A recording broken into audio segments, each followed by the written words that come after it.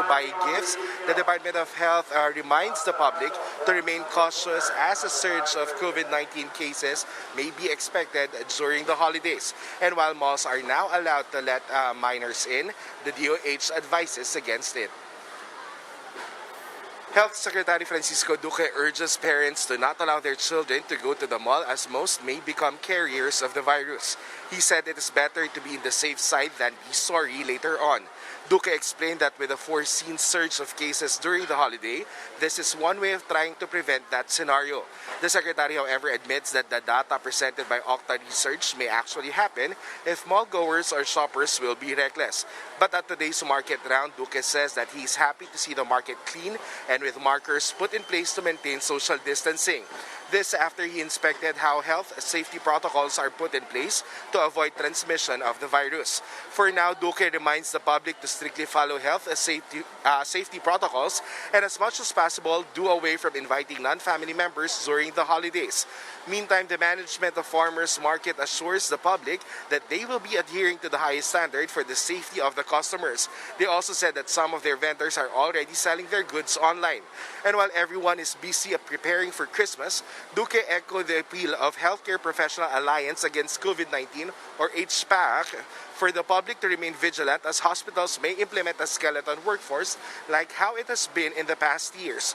Duque, however, says they will have yet to meet with HPAC to hear their recommendation if they will ask hospitals to be on a full workforce. Sean, Duque said that the ITF could have recommended the downgrade to MGCQ.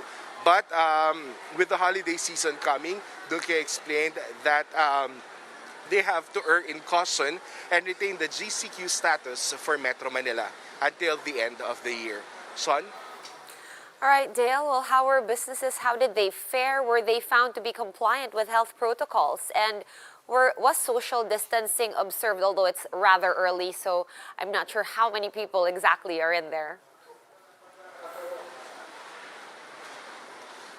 Yes, Sean.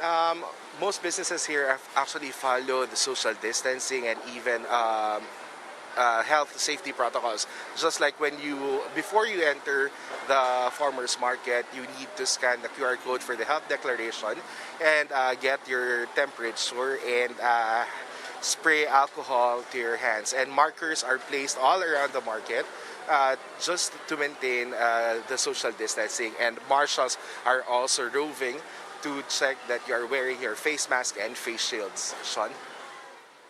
All right, thank you so much for that update. Dale De Vera joining us live from Cubao. Healthcare professionals are urging parents to carefully weigh factors before allowing minors and children to roam outside. This is after the government announced that minors may soon be allowed inside malls as long as they're accompanied by their parents. In an interview with One News's The Chiefs, pediatrician Anna Ong Lim said that the easing of restrictions should be approached on a case-to-case basis. She says it is hard to give guidance that will be applicable in every case. For instance, Ong Lim says that families who have to commute to go to malls have a higher risk of contracting the virus compared to those who have private cars. She adds that families living with senior citizens and persons with comorbidities are better off staying at home. Meanwhile, Dr. Antonio Danz of the Healthcare Professionals Alliance Against COVID-19 says that a post-holiday surge might be unavoidable, but it should still be manageable. If you think about yung July and August, we almost filled it up. That's about the time we called for the timeout.